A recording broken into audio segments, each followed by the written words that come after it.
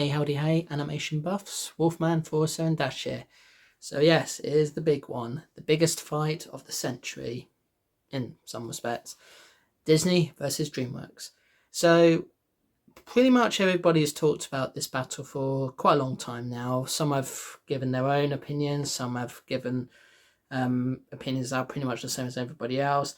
And I could spend this video talking about stuff that's already been said already. And I am planning to talk about stuff that's already been said already, but I'm going to share my own take on the whole thing. So let's start by giving you a bit of history. So as we all know, Disney have been around for 100 years, celebrating their 100th anniversary last year and hitting rock bottom as a result. And most of their bread and butter has always been animation. And in the 100 years that they've been around, they've got their own in-house animation studio, which nowadays known as the Walt Disney Animation Studios, which started off with the film Snow White and the Seven Dwarfs and is currently had almost up to like 60 films, but well, actually they've got slightly over 60 films, with their most recent one being Wish. So that's them. They also have Pixar, which started business originally as a property of Lucasfilm before spinning off into their own company, and much of the heads there, or the heads that used to be there, all were part of a classroom called A113, which is where you hear many different big name animation people, and most of those people went to work for Pixar. And Pixar started off as a production company with making a lot of short films, and then making their first feature film with Disney called Toy Story, which itself became the very first full-length CGI feature film, and sort of paving the way for other full CGI films to follow it. And it was at A Bug's Life where they became an animation studio. Gone on were the days of actually being a production company. It became an animation studio, and the rest is history. Then also Disney have Marvel and Lucasfilm, who have also done their own sort of animated stuff, but not quite done many film stuff with Disney as far as I know. I know Lucasfilm have done at least one or two animated things that not many people have heard of. In the film world, TV different. And Marvel, well, they've done tons of animated stuff, including films, but not as well known, with the exception of the Spider-Verse films, of course. So that's those. And then there's also 20th Century Studios and Searchlight Pictures, which Disney acquired from Fox, who have also done their own share of animated stuff. One of the companies that they had being Blue Sky, which since the COVID pandemic has been defunct. And that's kind of the history of everything to do with Disney in terms of animation. As for DreamWorks, well, DreamWorks was established after Jeffrey Katzenberg left Disney, funny that, during the period of time called the Disney Renaissance, where Disney had was releasing their biggest hits. And he, alongside Steven Spielberg and a music producer that I forgot the name of, so I'll put it up in the edit when I have a look, they formed DreamWorks, which originally started out as a sort of film studio on the same level as Lionsgate, and pretty much they were doing live action films and animated films, and then the animation company spun off into its own company called DreamWorks Animation, and yeah, DreamWorks Pictures is now part of Paramount, as far as I can recall, and DreamWorks Animation themselves had films distributed by DreamWorks, then Paramount, then Fox, and now Universal, with Universal acquiring and owning the whole animation thing. And Jeffrey Katzenberg has since left the company to focus on other projects. Both Disney and DreamWorks have done a lot of different animated films, often in competition with one another, but there have been a few times where they've done some similar films, and we're going to go through a few of those. Some of these you will have heard before, some will be more obvious than others, and then there's others that you probably would not suspect that they are similar. So let's start off with the most obvious one that everybody knows, and that is Bug's Life and Ants. So, A Bug's Life was made by Pixar, their second feature-length film, which at the time was critically acclaimed, won a few awards and so forth, but in more recent years has been seen as a sort of not as good as some of their other films. It's like it's faded into obscurity or something, but not many people are as familiar with it as they once were. Ants, on the other hand, people prefer because Ants is a bit more mature, has some big names on it, names that you'd never suspect would actually voice a character in an animated film, but there you go. But they both follow the same basic concept that there's an ant colony, there's a heroic ant that wants to save the colony, but there's people that want to prevent him from doing that. He has a love interest in the form of royalty. And then where it differs is in A Bug's Life, the ant character recruits a bunch of circus bugs to help in their fight against grasshoppers, whereas the other ant is just escapes and then returns to help the colony get out because there's a rogue ant. So that's where the differences end, but that's where the differences are, I should say. But yeah, they are very similar, and they were released within 1 month, one another, as I recall. So yeah, that's that one.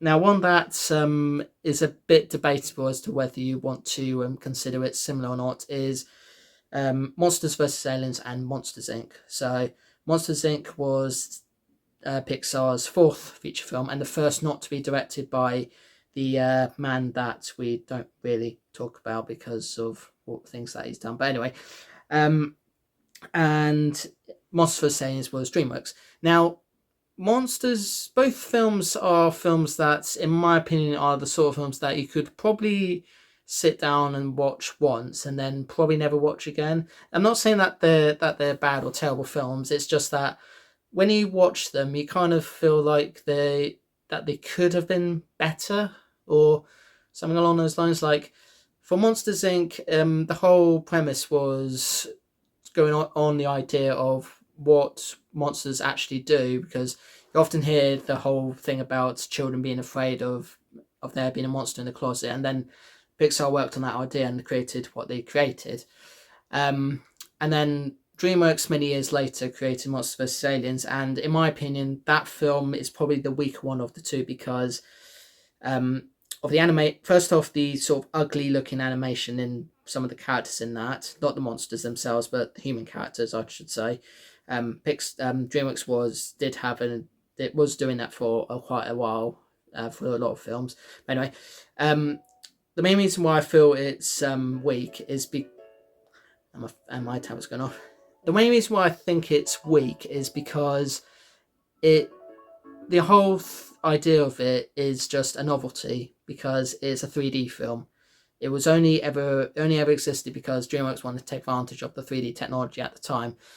So in that sense, I think Monsters Inc. kind of wins there. So at the moment, it's like 2-1-1 for both sides. So let's move on. So another obvious one is Finding Nemo and Shark Tale. So Shark Tale was the film that DreamWorks made after the success they had with Shrek 2. And even with the big names in it and the sort of actors and directors that you would never see that are usually associated with gangster films and somehow manage to get themselves in this film, it's not very good. And Finding Nemo kind of wins on landslide because it tackles the very mature theme of loneliness and anxiety and all sorts of other things. But why they're both so similar is because they're both set underwater. And that's where the similarities end. They're just set underwater. One sort of has the fish become anthropomorphic fish. So there's that. And the other one is just genuine fish racing from A to B. And yeah. So that's that one. Another obvious one, Madagascar and the Wild. In this one, I believe Madagascar is the winner because Madagascar feels like it is a comedy, and it's definitely a very funny comedy. Its sequels are definitely comedies, and It does have a few meaningful moments and stuff as well, but they're just silly. They're just silly films that only care about sort of making people laugh and just having a good time and all that. And the world, which was produced by Disney, but I'm not sure if Disney actually created it. But anyway, it's basically the same concept that animals escape the zoo and go into the wild. So it does live up to the name, I guess. But yeah, not many people are familiar with that. And interestingly, here in the UK, what is considered part of Disney's animation canon, Dinosaur and the Winnie the Pooh film, the later Winnie the Pooh film, not the original, are not considered canon here, whereas The Wild is. So what is that about? I don't know. So that's that one. So then we've got The Croods and The Good Dinosaur. I guess in this one, The Croods wins because there's a bit more personality, a bit more story, and a lot of great characters for it. And it kind of sort of feels like DreamWorks' take on the Flintstones, but turned up a notch to make it a bit more epic and groundbreaking and so forth. Whereas The Good Dinosaur, even though I'd say it was alright for a Pixar film, it's like A Bug's Life. It's one of those films that you watch once and then you kind of forget about. It's like, after I saw that film, I didn't really remember much from it, and the only reason why I remember it now is because I did have the Disney Infinity figures for it. That and it's I don't know what the word is. It came straight after Inside Out, which was a fundamentally much better Pixar film, one of their best films, I'd say, which is having a sequel coming out soon. So there's that. So one that is similar in sort of 2 or 3 instances is The Prince of Egypt and Aladdin. Now, as we all know, Prince of Egypt is based on a Bible story, which I won't go into detail because I've already done a video about that. Aladdin is based on the tales of the Arabian Nights, so that's where they're different. Where they are similar is that Prince of Egypt is a musical, Aladdin's also a musical, but Prince of Egypt's musicals, the characters do sing, but most of the singing is actually in the background. So it's sort of like a sort of film where people are singing, but you don't actually see the lips move. It's just being sung in the background for most of the numbers, apart from a select few. Whereas Aladdin, it's mostly people actually singing. So you have the genie singing, you have Aladdin singing, you have Jasmine singing, you even have Jafar singing at one point. So yeah, so they're similar in that they are both musicals and that they are set in a very hot, sandy area. So that's that one.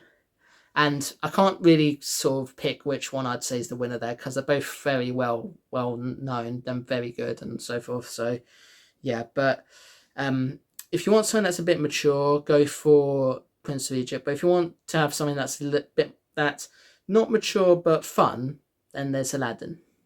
So there's that one.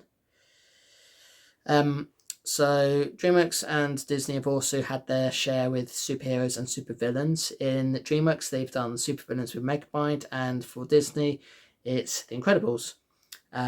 Well, specifically Pixar, but anyway. So this is kind of like a sort of mirrored sort of similarity in that one film is about a supervillain, the other is about superheroes. So in Disney's one, or Pixar, wherever you want to go about it, is about what happens to superheroes in a world where politics have made it impossible for them to do what they want to do. While Megamind is about a supervillain that actually wins.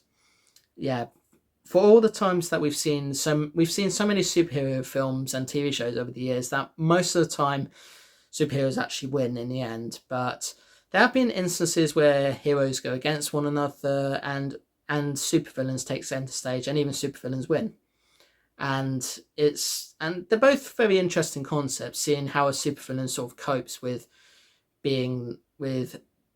having won his battle against a hero, and on the other side, there's the heroes trying to survive a world where politics have made it impossible for them to be the masked people that they can be. So yeah, both interesting concepts, both interesting films. No clear winner there. They're both good. But I will say Megamind does come kind of come across as a parody sort of film, so there is that to bear in mind, because it does have similarities to the Superman origin story. So next is How to Train Your Dragon and Brave. So in my opinion, I think How to Train Your Dragon is the winner here, because I don't really remember that much about Brave. In fact, the only reason why I remember Brave is because I know Murder, who's the main character in the film, is a Disney princess. And that's probably the only reason why many people know Brave, because it's got a Disney princess in it. There's also the whole thing about it being Scottish, and also How to Train Your Dragons got some Scottish stuff in there too. So they have similarities in that they're both fantasy, they have Scottish stuff, and they do share those similarities. And I think where the similarities end is how grand the scale both films are, because in How to Train Your Dragon you can tell that the scale is high in all three films.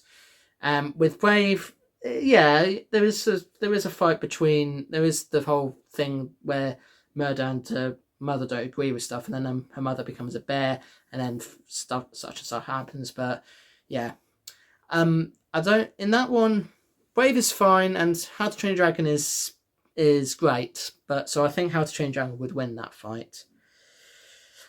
Moving on from fantasy to racing now, we've got Turbo and Cars. So they're both about racing. That's how it is. One's about cars that and my tablet's going off again. One's about cars that are living, breathing beings, with one in particular sort of being arrogant about life and so forth, and ends up in a place where he discovers that actually he should care more about life than racing. And then another one is about a snail, one of the most unlikely of creatures to ever even think about doing racing, becomes a racer, and yeah. But they're both pretty good. I don't think there's one that I don't remember that well, because they're both good. I mean, yes, okay, they're not as critically or financially successful like some of Pixar and DreamWorks' other films. Cars especially, because they've had 2 sequels and 2 spin-offs that I don't really quite understand. And Turbo's had an animated TV show, so yeah, no clear winner on that one. So this is kind of cheating a bit, because I know Ice Age is technically a 20th Century Fox thing before they became 20th Century Studios and owned by Disney. But I know Disney made one Ice Age film. But anyway, Kung Fu Panda and Ice Age. So the whole main sort of similarity with these two is that it pits several unlikely animal heroes together. One is about a group of animals that are trying to fight kung fu and so forth, and trying to protect their world from the forces of evil. And then the other one's about a group of animals that form together to try and survive the Ice Age. So I guess the similarity with that one, with these ones, is that they're both about unlikely animals trying to that are mismatched, but somehow find a way to work together to do what they need to do. And they're both comedies, so there's that. And they've had quite a few sequels too.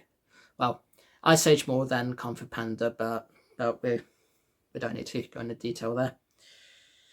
So another one I'm kind of cheating on, and that is Flushed Away and Ratatouille. Now, the reason why I'm cheating on this one is because Flushed Away is, strictly speaking, an Aardman film, but is made as a DreamWorks film, because Aardman said that they couldn't use the sort of claymation plasticine stuff that they typically use for their films, because it's mostly set in water.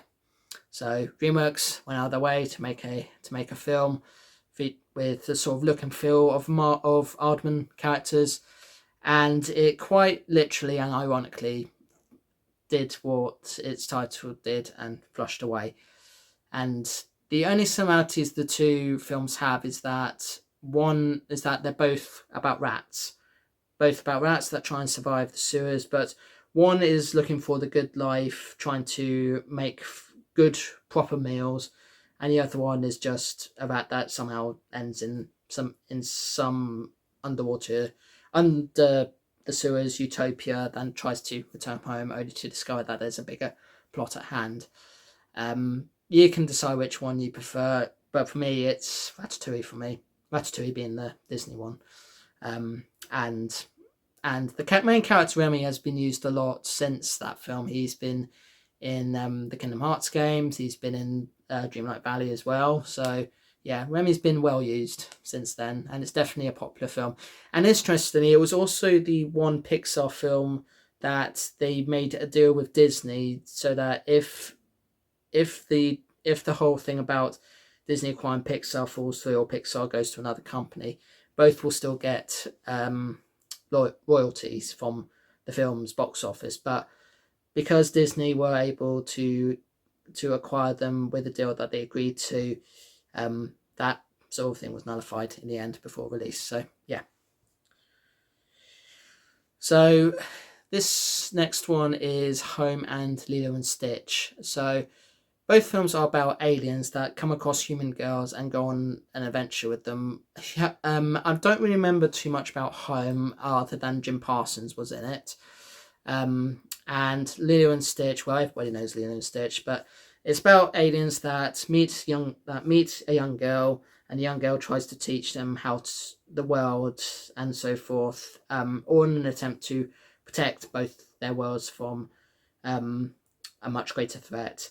And Home just feels very silly. Even the villain, I can't really take that seriously.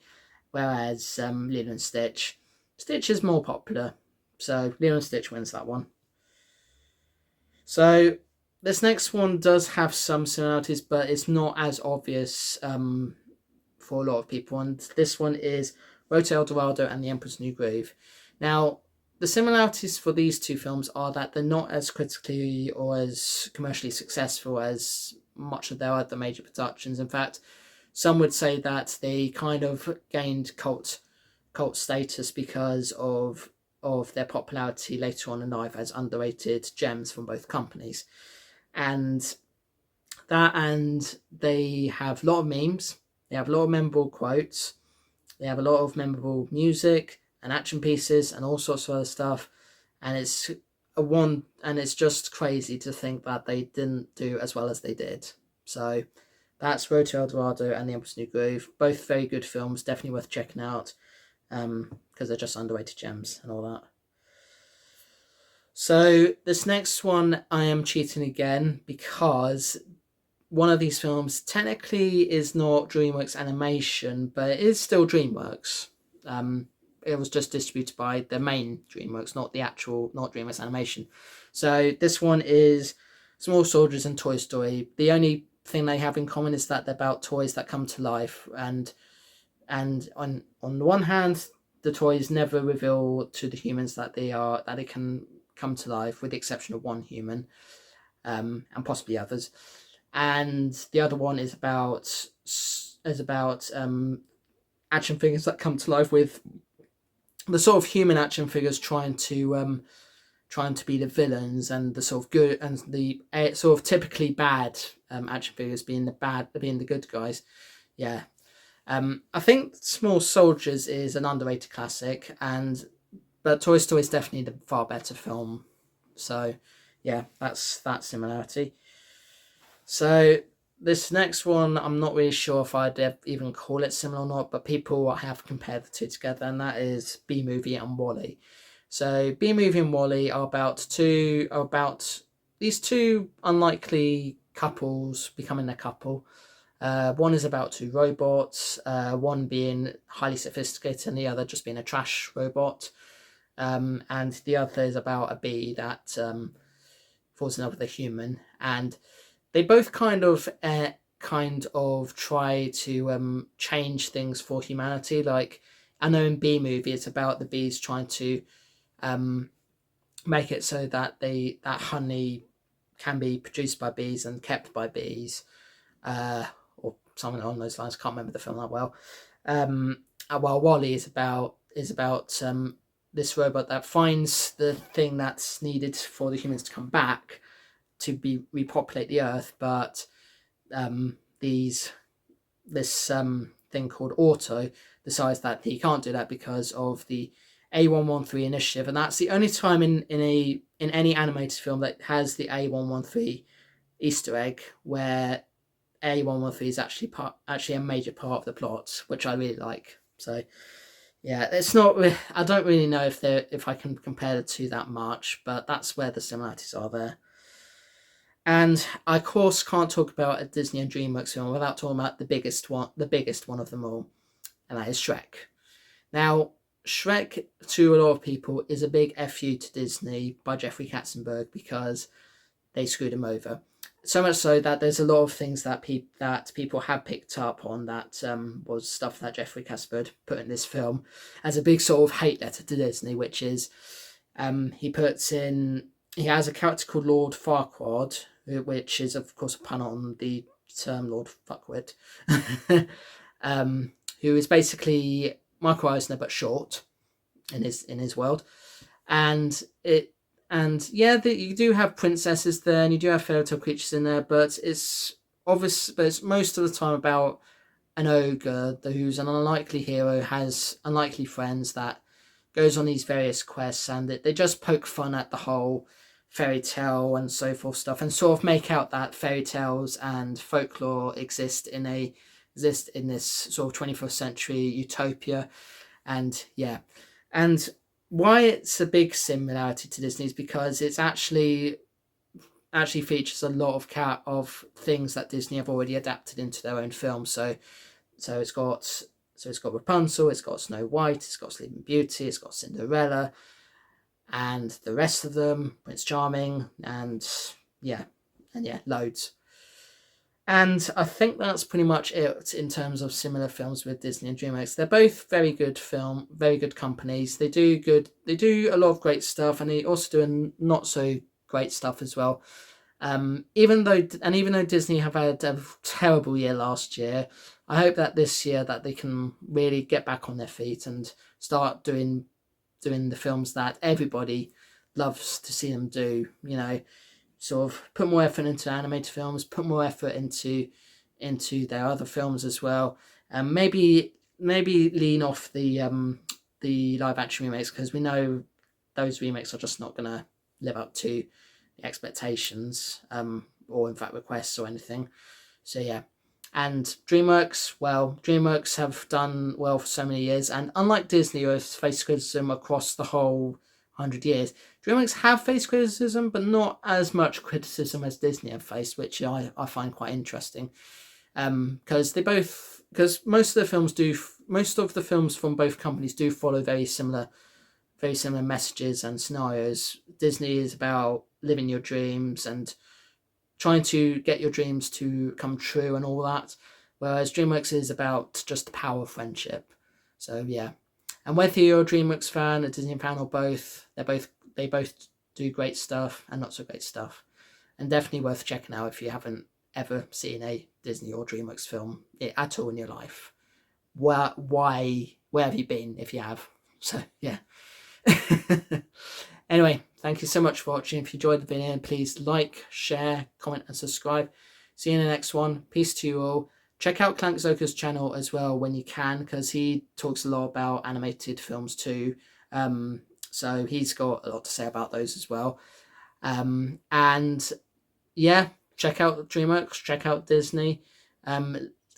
Probably don't check out the TV stuff just yet, because most of the TV stuff is not good and often considered non-canon. But yeah, check the films out when you can. And remember, not every animated film, even though most anime films are marketed with kids in mind, they're not just for children, and most of them do have themes that feel like they could be more adult than for children. So do bear all that in mind when you watch these films, okay? Don't ever judge a film. Don't ever say that just because a film looks like it could be child friendly means that it is for children. Most anime films do have children as the target audience, but most of the time it's for families and older people as well. So yeah, but there are some that are obviously made for children. So yeah. All right, I'm going to stop talking now and let you guys get on. So toodles.